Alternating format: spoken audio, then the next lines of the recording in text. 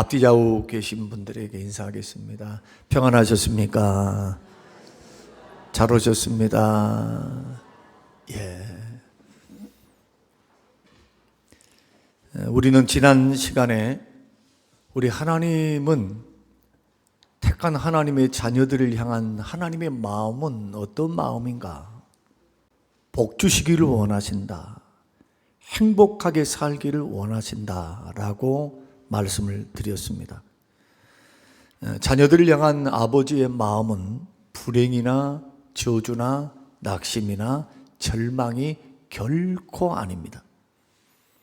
복되기를 원하십니다. 복 주시기를 원하십니다. 그런 하나님의 자녀들을 향하여 복될 수 있는 방법을 가르치는 것, 이것이 산상수훈의 말씀입니다.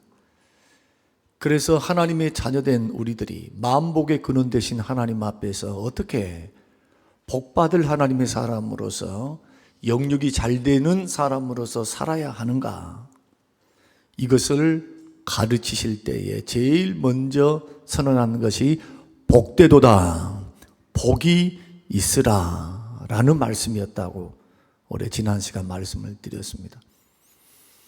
이렇게 복을 받을 수 있는 사람은 누구일까? 영육이 잘 되기를 원하시는 하나님의 기대를 그대로 수용하고 그 하나님의 은혜를 누리고 복을 누리고 영육이 잘 되는 샬롬의 평안과 복을 누릴 수 있는 하나님의 사람은 첫째 조건이 뭐라고 했습니까? 하나님께 가까이 나아가는 사람. 세상에서 복을 찾으면서 하나님 앞에 복 받겠다 하지 말라는 겁니다. 노력은 필요합니다. 열심히 해야 합니다. 최선을 다해야 합니다. 그러나 하나님이 주시는 복은 근심을 겸하여 주시지 않기 때문에 근심이 겸해진 복이 아닌, 근심이 없는 주님이 주시는 복을 누리고 받고 살기를 원한다면 하나님의 방법대로 복을 받아야 하고 하나님의 방법대로 반드시 나아가야 하는데, 그것이 만복의 근원 되신 하나님, 복의 근원 되신 하나님께 가까이 나아가라. 여기는 결단이 필요하고 순종이 필요합니다. 이런 사람이 받을 수 있다 말씀을 드렸고, 두 번째는 뭐였습니까? 무리를 보기는 보셨어요. 그러나 이 축복된 말씀의 대상은 제자들이었습니다. 무리로 살지 말고 예수님의 제자로 살라. 예수님의 제자는 어떤 사람들입니까? 예수님의 가르침에 순종하는 사람, 예수님과 동고동락하는 사람, 예수님의 말씀에 순종하는 사람, 예수님의 뜻을 자의 뜻으로 삼는 사람, 예수님의 목적을 나의 목적으로 삼는 사람, 예수 닮기를 사모하는 사람, 이러한 사람에게 주님은 이 땅에서 100배를 축복을 주시고 영생을 얻을 자가 없다. 그래서 예수의 제자로 예수 따라가는 사람은 결코 불행하지 않습니다. 고난이 있고 어려움이 있고 세상에 환난이 많은 것은 사실이어도 그 환난과 고난은 축복으로 향하여 나아가는 연단의 과정, 징검다리이지, 그게 불행의 늪으로 빠질 수 있는 게 아닙니다. 왜냐? 살아계신 하나님이 제자된 우리들 붙들고 계시기 때문에. 신앙에는 반드시 믿음이란 요소를 통해서 결단이 있어야 된다. 양다리 걸치고 있으면 안 돼요. 세상도 좋고 하나님도 좋고 이런 식으로는 안 됩니다. 하나님을 중심으로 해서 우리의 삶을 만들어가는 거 굉장히 중요하다. 제자로 삼으라, 제자로 따라가라. 우리 저번 주에 말씀드렸던 핵심입니다.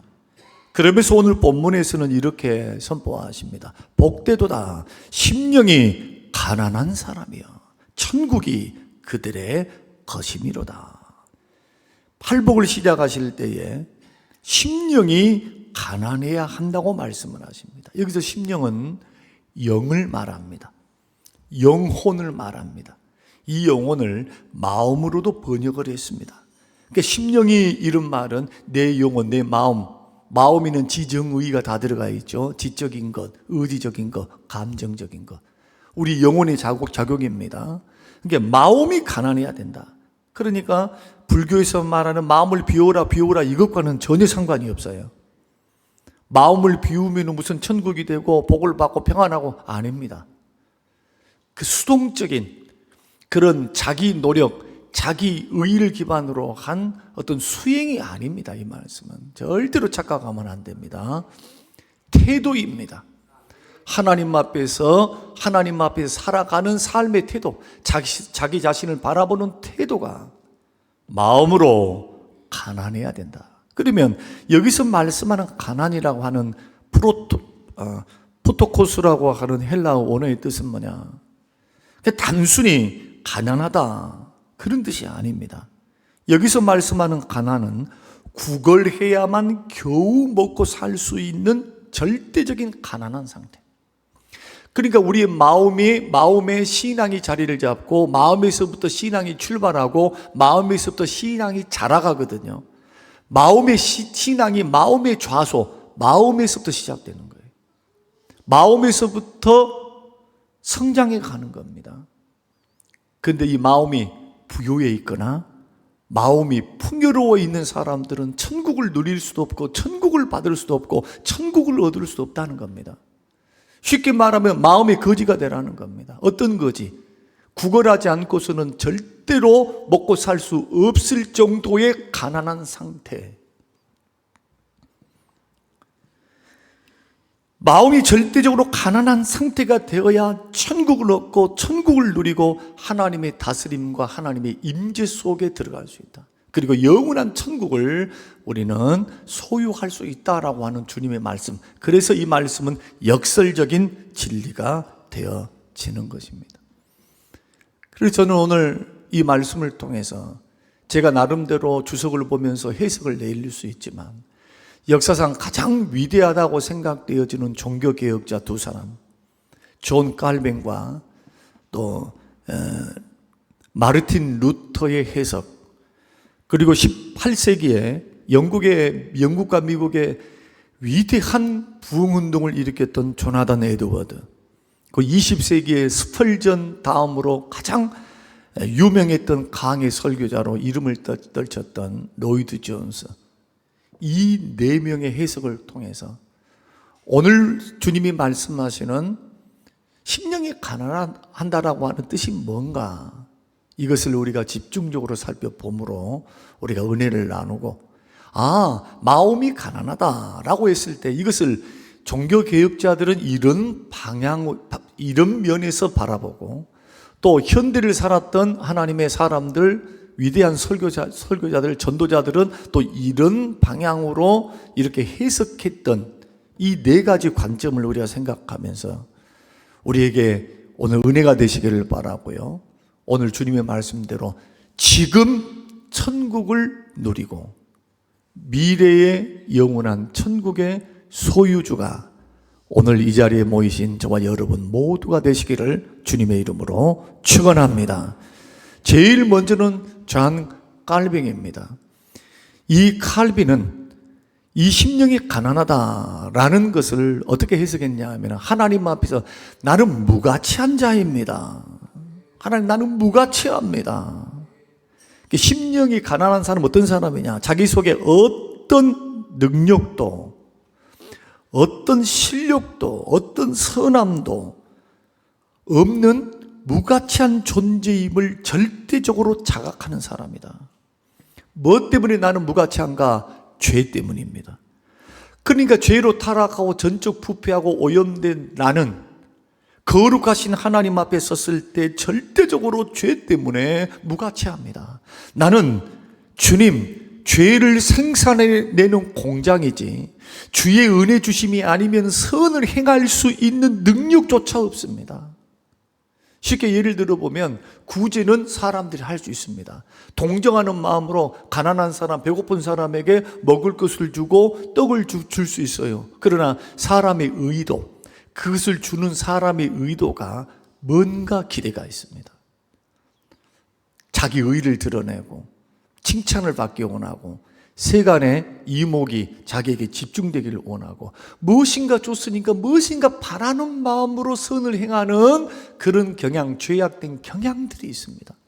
이것은 마음의 숨은 동기이기 때문에 어떻게 우리가 다 드러낼 수 있겠습니까? 그러나 사람 속에 있는 죄성이라고 하는 것, 이기적인 마음이라고 하는 것은 선을 가장한 자기 이기적인 욕망을 채우기 위한 노력이 선이 될 수 있다는 거예요. 그런 의미에서 우리는 하나님 앞에서 죄를, 선을 행할 수 있는 능력조차도 없는 무가치한 죄인입니다.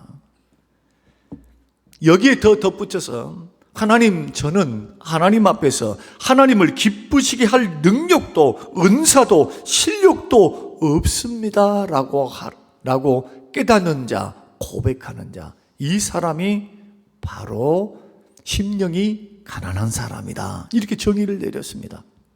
왜 그럴까요? 왜 이렇게까지 자기를 하나님 앞에서 무가치한 존재로, 자기 속에는 선함도 없고 능력도 없고 하나님을 기쁘게 할 만한 그런 실력도 없는 죄 가운데 똘똘 뭉쳐있는 죄인으로서 무가치한 존재로 자신을 인정해야만 합니까? 놀랍게도 자기 부인의 자리에 머물러 있을 때 비로소 하나님의 은혜가 임하기 때문입니다. 여러분, 구원도 보십시오. 부자들이 왜 그렇게 구원받기가 어렵습니까? 낙타가 바늘귀로 들어가는 것만큼 어려운 것이 부자가 천국 들어가는 것이다. 그러니까 제자들이 묻습니다. 주님, 그러면은 누가 구원을 받을 수 있겠습니까? 그렇게 천국 들어가기가 어렵다면 누가 구원받을 수 있습니까? 사람으로는 할 수 없으되 하나님으로서는 할 수 있느니라. 할렐루야. 그래서 자기의 죄인됨을 깨닫지 않는 사람은 절대로 예수께로 나오지 않습니다. 사람이 말씀 앞에서 자기가 얼마나 처절한 죄인인가, 지옥에 들어갈 사람이 있다면 옆에 있는 창기들이나 세리들이 아니고 나와 같이 겉으로는 멀쩡한데 속에는 예수님이 말씀하셨던 부패하고 죄악된 육신적인 정욕이 들끓고 있는 나. 사람들 앞에서는 겉모습은 그냥 선한 아저씨 같고 동네 아줌마 같은데 속을 들여다보면, 개인적으로 바라보면 얼마나 우리 속에 죄가 들끓고 있는지. 이런 죄됨, 무가치함, 죄인됨에 대한 철저한 깨달음 속에서 하나님을 바라볼 때 이런 사람에게 하나님은 은혜를 베푸시고 천국을 그에게 소유하도록 축복하신다는 사실을 믿으시기를 주의 이름으로 축원합니다. 그래서 칼빈에 의하면 여러분, 우리는 이렇게 고백을 해야 합니다. 주님, 나는 아무것도 아닙니다. 그러나 주님은 나의 전부이십니다. 영적으로 구걸해야만 먹고 살 수 있는 가난한 자, 하나님의 은혜 주심으로만 살 수 있는 자, 이것이 칼빈이 말을 했던 하나님 앞에 무가치합니다 라고 고백하는 자, 이게 가난한 심령의 사람이다. 두 번째는 루터입니다. 루터는 자기 의에 절망하고 그리스도의 의에 의지하는 자. 루터는 심령이 가난한 자를 율법 앞에서 무너진 자라 그렇게 해석을 했습니다. 완전하라, 기록된 말씀을 다 지키라, 이것이 율법의 요구입니다. 자, 613가지의 말씀을 지키라. 지키지 않으면 사망이다. 그래 않으면 정죄받고 심판받는다. 율법은 이것밖에 말을 안 합니다. 구원하는 방법이 없어요. 율법은 죄가 무엇인가를 분별하게 하고 죄 지은 사람에게 죄를 깨닫게 하며 죄를 지었을 때 정죄하고 심판하는 기능이 율법에만 있는 거예요. 율법은 구원하고 용서하는 기능이 없어요. 용서하는 기능은 무엇을 통해서입니까? 광야 40일 동안, 광야 40년 동안 모세가 호렙산에서 1년 동안 거주하면서 40일 동안 금식하고 시내산에 올라가서 하나님으로부터 두 가지를 받는데, 첫째는 율법 10계명을 받고 두 번째는 성막 설교대를 받습니다. 제사제도. 율법은 뭡니까? 이것이 하나님의 뜻이다. 이렇게 살면 의로워진다. 그러나 반대로 지키지 않으면 저주를 받는다. 심판을 받는다. 너는 죽는다. 나에게서 떨어진다. 지옥 형벌을 받는다. 끝. 그래서 죄 있는 자들은 누구에게로 나가야 됩니까? 어린 양을 잡고 소를 잡고 비둘기를 잡아서 그 피를 가지고 성막으로 나가야 돼요. 누구 이야기입니까? 예수 그리스도. 우리를 위해서 십자가에 죽어주신 예수 그리스도십니다.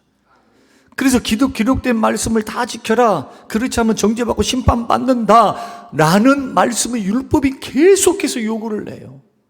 그런데 중요한 것은 뭐냐? 예수 믿고 구원받고 난 후에도 우리의 현실은 어떤가? 불완전합니다. 율법을 완벽하게 지킬 수 있는 사람이 없어요. 그러니까 예수 믿고 구원받고 난 후에도 성경을 떠들러 보면, 계속 성경을 떠들러 보면 구원을 받고 난 후에도, 의롭다함을 받고 난 후에도 자기 절망 속에 빠집니다. 어제까지 회개했습니다. 말씀대로 살아보겠습니다. 결심을 했습니다.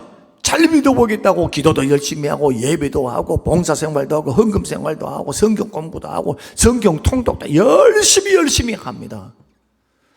근데 로마서 7장의 바울처럼 예수 믿고 구원받고 능력을 받고 막 성령의 역사 속에 있으면서도 죄를 짓고 또 뒤돌아서는 죄를 짓고, 예수 믿고 구원받고 난 후에도 자꾸 내 속에 있는 죄가 나의 욕망을 자극해서 말씀 순종의 길이 아니라 죄 짓는 길로 끌고 가는 자신의 모습을 봅니다. 그래서 한탄합니다. 오라 피곤한 나여, 내가 죽게 생겼다.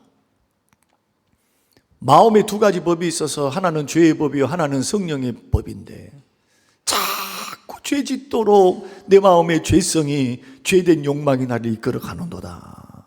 이렇게 고백을 했습니다.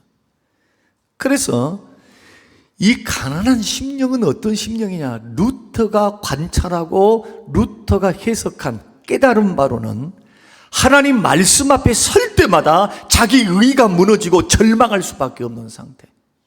예수 믿고 구원받아서 조금 기독교나 했다고, 뭔가 봉사 조금 했다고, 뭔가 30년 40년 뭔가 교회를 공로를 세웠다고 자기 의를 세우는 사람은 가난한 사람이 아닌 거예요.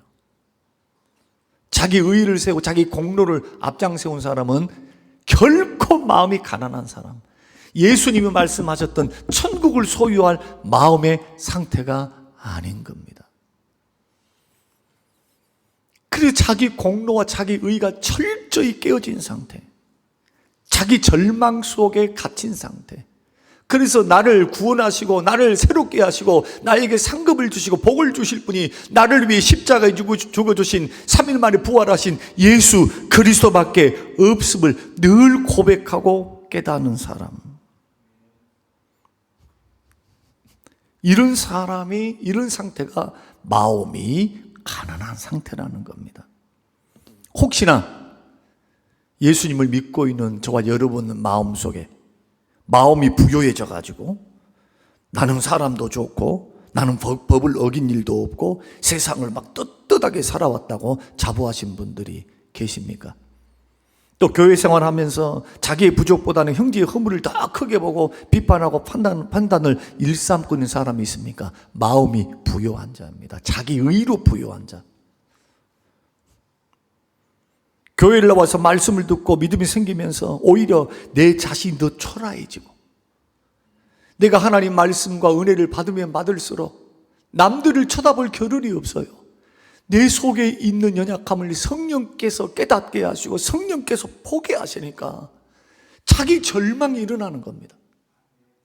도저히 나의 노력으로는 구원받을 수 없구나, 나의 의로는, 나의 노력으로는 하나님의 의를 이룰 수 없구나, 말씀조차도 나의 능력으로 행하는 것이 아니구나, 생명의 성령의 법이, 성령의 역사가, 도우시는 보혜사 성령의 역사를 통해 죄를 극복할 수 있는구나, 내 노력으로 할 수 있는 것이 아무것도 없음을 고백하는 상태.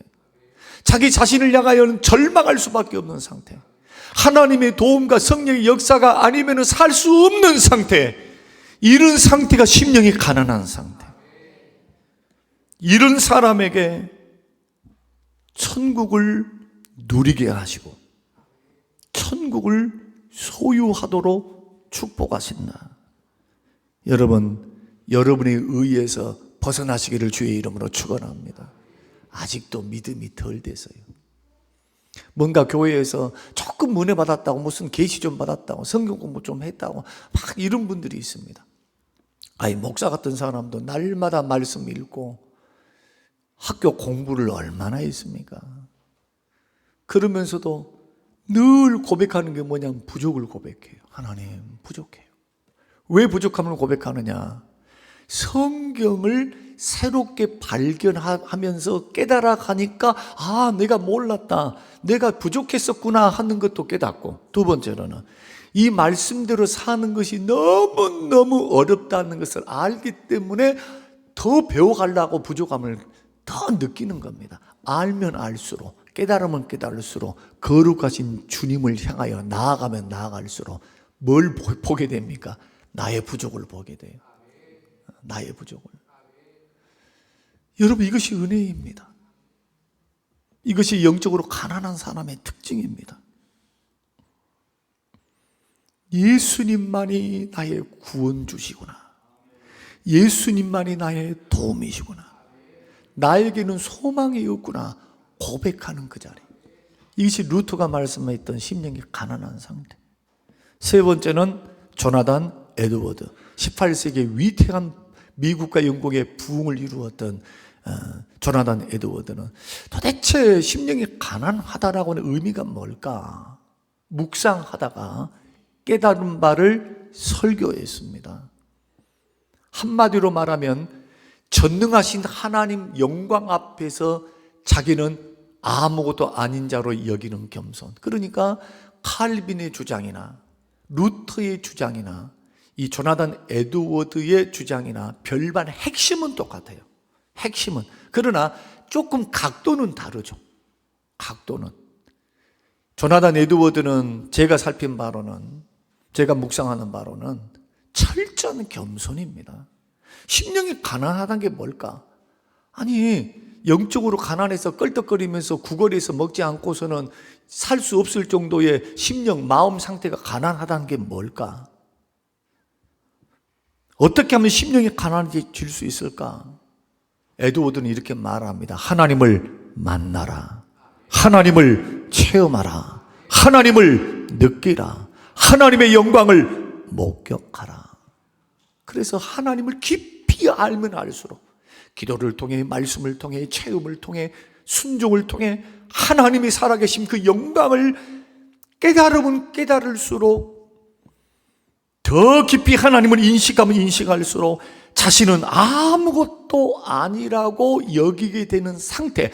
나는 아무것도 아니구나. 우주 만물을 창조하시는, 아니 계신 곳이 없는 그 하나님, 이 지구 땅덩이 수십억 수백억 셀 수 없는 은하의 수억 개의 은하계가 펼쳐져 있는 우주에서, 그것도 지구라고 하는 것은 수금지와 목도 천해명, 이 태양계 7개 8개 행성 안에서 고작 지구, 이 지구 가운데서도 그 수많은 모래들이 있는데, 흙이 있는데 모래알 하나만도 못한 우리의 인간, 이 우주에서 우리의 존재의 가치가 어느 정도일까요?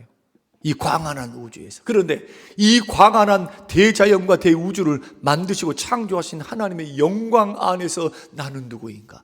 하나님의 영광을 딱 맞닥뜨리니까, 주여, 나는 티끌입니다. 주님의 은혜는 바다입니다. 나는 주님의 바다의 티끌과 같습니다. 주님, 내가 볼 때 하나님 먼지와 같은 티끌과 같은 보잘것없는 존재입니다. 그러나 하나님의 은혜는 넓은 바다와 같습니다. 겸손 아닙니까? 겸손. 티끌로 여기는 겸손. 하나님을 만난 사람은 겸손하지 않은 사람 한 사람 없었습니다. 이사야 6장의 말씀 보면 이사야가 기도하러 성전에 들어가다가 성전에서 하늘 보좌가 열리고 환상이 열리고 하늘이 열리고 하늘의 보좌를 보게 되는데 그 하나님의 보좌를 보고 난 후에 화로다 나여 망하게 되었도다. 내가 죄인으로서 하나님을 배웠음이로다. 철저히 엎드리고 낮아집니다. 뭘 본 겁니까? 하나님의 영광을 보는 겁니다. 살아계신 하나님을 만나고 난 후에 그가 가졌던 마음은 겸손의 마음. 나는 주님의 영광 안에 아무것도 아니구나. 이게 심령이 가난한 상태다. 여러분, 욥이 시험을 받았습니다. 자신의 고난과 어려움이 도대체 어떤 이유에서 찾아왔는지 몰라서 고통스러워했어요. 친구들은 죄가 많아서 그러니 회개하라고 합니다. 그런데 욥이 아무리 생각해봐도 자기가 죄를 지었단 늘 한꺼번에 10명의 자식들이 한꺼번에 집이 무너져갖고 죽어버렸고, 그리고 그 많던 재산이 하루아침에 노략기를 당해서 다 강도를 맞아버렸고, 그 다음에 또 그렇게 사랑하고 10명의 자식을 낳았던 그 아내도 하나님을 욕하고 죽으라고 집을 나가버려요. 그 욥은 온몸에 피부병이 걸려서 잿더미에 앉아서 기왓장으로 몸을 긁으면서 신음소리 하면서 막 고통 중에 있는 자신이 아무리 생각해봐도 하나님, 내가 뭔 죄를 이렇게 많이 지었길래 내가 이런 고통을 세상에서 당해야 합니까? 이해할 수 없는 거 이해할 수 없어. 도대체 이해가 안 돼. 그러니까 도대체 내가 뭔 죄가 있습니까? 내가 뭔 죄가 있습니까? 친구들이 죄 때문이다, 죄 때문이다 하면은, 야야, 내가 뭔 죄 때문이냐? 하나님께 대해서는 입술로 원망하지 않았지만은 자기 의의를 가지고 있었어요. 자기의 행위로는 하나님 앞에 죄 지은 일이 기억이 나지는 않거든요. 그런데요, 42장 마지막 장에 누가 나타나십니까? 누가 나타나십니까? 41장까지 침묵하고 계셨던 하나님이 욥에게 나타나십니다. 그리고 욥에게 음성을 들려주십니다. 이치를 가르쳐줘요. 우주 만물을 창조한 자가 누구냐? 낙타를 만든 이가 누군가? 악어를 만든 이가 누군가? 우주 만물을 창조해서 자연에 색칠을 하신 분이 누군가? 하나님이시죠. 주님이 하셨죠. 주님이 하셨죠. 할 말이 없어요. 그러면 너가 너를 판단하고 바라보는 기준과 전능한 내가 판단하고 바라보는 기준 중에서 누구의 기준이 더 크겠는가? 그 하나님의 음성을 딱 듣고 난 후에 욥기서 42장 1절과 6절 우리 한번 찾아보겠습니다. 그리고 같이 읽겠습니다. 자, 욥기서 42장 1절에서 6절. 42장 1절에서 6절 같이 읽습니다. 자, 시작. 욥이 여호와께 대답하여 이르되 주께서는 못 하실 일이 없사오며 무슨 계획이든지 못 이루실 것이 없는 줄 아오니 무지한 말로 이치를 가리는 자 그 누구니이까? 나는 깨닫지도 못한 일을 말했습니다. 스스로 알 수도 없고 헤아리기도 어려운 일을 주여 말하였나이다. 내가 말하겠사오니 주는 들으시고 내가 주께 묻겠사오니 주여 내게 알게 하옵소서. 내가 주께 대하여 귀로만 들었사오나 이제는 눈으로 주를 배움나이다. 그러므로 내가 스스로 거두어드리고, 뭘 거두어드립니까? 자기가 지금껏 내가 뭔 죄가 있느냐, 내가 뭐 잘못한 것이 있는가, 이 말했던 것을 거두어드리고 티끌과 재 가운데서 회개하나이다. 이것이 하나님을 체험적으로 만난 그 사람의 고백입니다. 사람이 하나님을 만나면 철저하게 자기 자신을 겸손하게 낮출 수밖에 없는 것. 이것을 조나단 에드워드는 심령이 가난한 사람이다. 오늘 질문입니다. 여러분들은 하나님 앞에서 어느 정도로 낮아져 있습니까? 하나님 앞에서 어느 정도로 나는 내 자신을 철저하게 낮추는 겸손한 신앙, 심령이 겸손한 사람들입니까? 하나님 앞에서 철저하게 자기 자신을 낮추고 또 낮추는 심령이 가난한 분들이 되시기를 주의 이름으로 축원합니다. 마지막으로는 로이드 존스 목사님은 매일 하나님이 없이는 살 수 없다라고 고백하는 사람. 네 번째, 이것이 심령이 가난한 사람이다. 그렇게 말씀을 했습니다. 매일 하나님 없이는 살 수 없습니다. 이것을 로이드 존슨 목사님은 산상수훈이라고 하는 설교책에서 이렇게 말씀을 했습니다. 이것이 신앙의 시작이고 평생 반복되어야 할 태도다. 다시 말씀드리면 이 심령이 가난해야 나머지 7가지 복이 따라온다는 겁니다. 그 기초가 뭐냐? 심령이 가난한 거. 심령이 가난하고 이것을 기초로 해서 있어야만 긍휼이 따라오고 의에 줄이고 목마름이 따라오고 위로를 받고 핍박을 받고 받으면서도 천국이 저희 것이 되는 것. 이 모든 것. 온유한 자는 땅을 차지한다. 이 모든 것들이 기초가 마음이 먼저 심령이 하나님 앞에서 가난해진 상태가 매일매일 되어 있어야 나머지 복이 이어져 내려온다는 거예요. 저는 이 말에 동의합니다. 여러분, 교만한 사람이 어떻게 온유합니까? 자기를 무가치하게 여기지 않고 자기는 조금 무엇인가 된다고 여기는 사람이 어떻게 애통하고 긍휼을 베풀 수 있겠습니까? 나는 어느 정도 신앙생활 하다 보니까 이 정도 나는 공로가 있다라고 하는 사람이 예수 그리스도의 의를 위해서 핍박을 받는 길을 걸어가겠습니까? 대접받으려 하겠죠. 대접. 교회 안에서 자기의 존재감을 드러내려 하겠죠. 나는 교회 안에 존재감도 없어. 누가 알아주지도 않는데. 쉽게 변질되겠죠. 그래서 믿음을 끝까지 지키는 것이 그렇게 어려운 거예요. 저는요, 사람이 믿음의 길을 걸어갈 때 어린아이 시절과 다른 성숙함은 분명히 있어야 된다고 저는 믿습니다. 뭔가 좀 사람이 중심이 딱 안정되어 있는 모습을 보여야 된다고 저는 믿어요. 그렇게 돼야 되겠죠. 직분이 되어지고 30년, 40년 믿었다면. 그런데 한 가지를 놓치면 안 됩니다. 어린아이와 같이 받들지 않으면 천국에 들어갈 수 없느니라. 역설적이지 않습니까? 겸손해야 돼요. 어린아이의 특징이 겸손해 있습니다. 어린아이의 특징은요, 부모가 있으면 오케이. 부모만 있으면 돼. 부모가 잘 살든 못 살든 그거는 상관없어요. 비바람이 비치고 폭풍우가 쳐도 엄마 품속에 딱 안기면 아이들은요, 안정감을 누립니다. 오케이. 매일매일 사는 삶 속에서 하나님 없이는 살 수 없습니다. 주의 도움으로 삽니다. 하나님을 의지하는 믿음으로 삽니다. 평생 주만 의지하겠습니다. 이것을 한순간도 놓치지 않고 자각하는 것, 영적으로 자각하는 것, 이 자각을 놓지 않는 것, 이것이 바로 심령이 가난한 상태다라고 해석을 했습니다. 자, 그렇다면 오늘 이 말씀을 듣고 심령이 가난한 사람은 누구냐? 하나님 앞에서 내가 아무것도 아님을 깨닫는 자. 두 번째는 내 의를 포기하고 예수님의 의만 의지하는 사람, 루터와 같이. 하나님 앞 자신을 겸손히 낮추는 사람. 매일 하나님 없이는 살 수 없다고 고백하는 사람. 다시 말씀드리면 하나님, 나는 아무것도 아닙니다. 하나님 앞에서 나는 매일매일마다 하나님의 영광 앞에서 나는 나를 낮추기를 원합니다.